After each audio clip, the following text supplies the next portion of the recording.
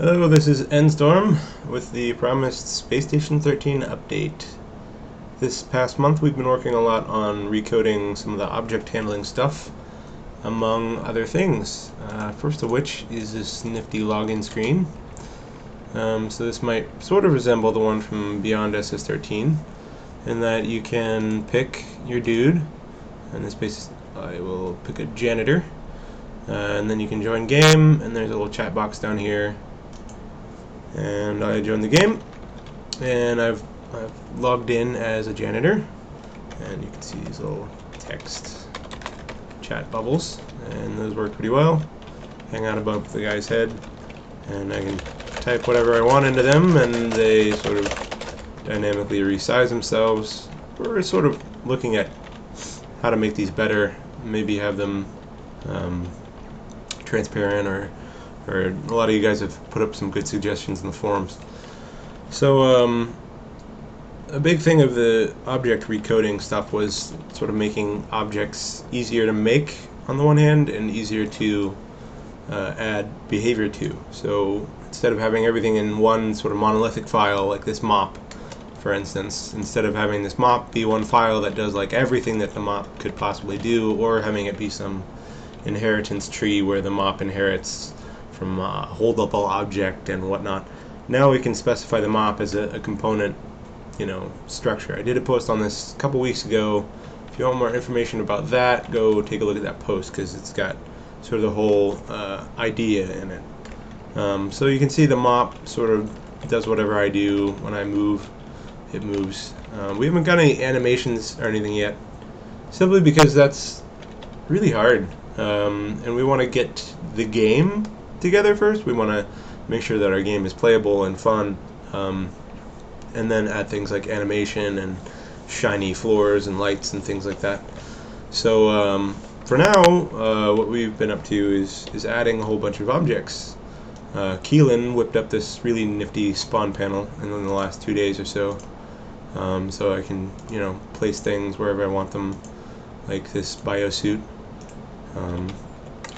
We've recently reworked the inventory screen, so as you can see right here, you can see a little ragdoll, paper doll of your guy down here, and he's got all these slots. So right now I'm wearing this janitor suit, as you can see, on my inner slot, and then I can pick up this biosuit and put it on the outer slot, and then I look like this guy. So now I'm safe from parasites and airborne viruses and things once we actually get that into the game. Other things that we've been working on, we brought in a new spriter, Synthorange, who has worked on Space Station 13 Beyond, and he's been an admin on the Goon servers for a while. I don't know if you guys all know him, but he's really pretty good. He made these medical things that you see here. There's a bunch of those. We've got forceps, medical scanner, medical saw, scalpel, syringe gun, pretty typical stuff for taking out brains and fixing people up and whatnot. And so you can see how some of these kind of look and work, and just take a look at that real quick. So this is like a surgical gown sort of thing. This is a surgical mask, and then you have these gloves that you can put on. Let's see here, let's go ahead and put those in the hands, and I'll take my existing shoes off, put these on. And there's a dude, he's ready to perform surgery with his tool gun and scalpel, and you can see kind of the interface here resembles what's going on in original Space Station 13 with the two hands. We'll probably nifty up the graphics a bit. I mean, this is some of this is coder art, so if you can imagine it looking better, go ahead and do so. So you can see these objects all have sort of in-hand icons that move when I move, and eventually we'll have an 8-way icon system, so that when I move diagonally, you can also see that happen diagonally as well. It's just, like I said, we want to get stuff into the game and then pretty it up, instead of spending all our time prettying it up. This next week, we're going to be hopefully working on things like making mops work. making all of these health items work, making it so that when, for instance, I whip out my blue bucket and I dump water on the floor, you'll actually slip on it. So now that we've finished the, putting objects into the game and making them show up right and attach to the character right, next up is going to be making them actually interact with each other and interact with mobs and actors and things like that. Another cool thing that I just wanted to pop in here really quick is our atmosphere system, which I actually worked out months ago and never actually showed off to anyone. So here's our doors, and this door leads to the outside. So as soon as I open it, you can see that air sort of starts to rush out. Sort of like in regular Space Station 13, but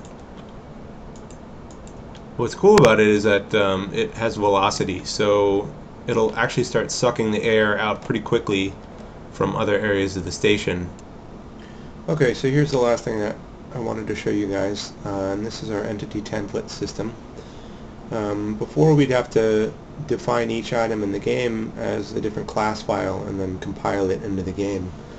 But now, if I want to do it, I can just add a section of XML to this file, or one of many XML files, and define what parameters and components I need for the object to have. So in this case, we're looking at shoes, and we know that it needs a sprite component, it needs to be clickable, it needs to be an item, equipable, etc. And this is for the client side, so this defines how the client knows about the object. And there's also a matching XML file and template on the server side that defines sort of the server side parameters of the same object. So in this case, it needs to know that it's wearable on the feet, which is something the client didn't really need to know. It might need to know, but for now it doesn't. So then it's got sort of the same things. It's interactable, it's got an item component, it's equipable, etc. So this is what I've been working on for the past month, and it's dramatically simplified the process of adding items. So now it should be a way quicker to put things into the game, and a better workflow for the artists and everything to do all this adding stuff. So I hope that you've enjoyed this update, and I hope that we get lots of cool stuff done for next week, and maybe we'll do another update next week, maybe not. But if you guys have any feedback or want to hear anything more, or are particularly interested in details about something, hit me up in the forums, and I might be able to do something else to show you guys. Thanks. This is Enstorm. Bye.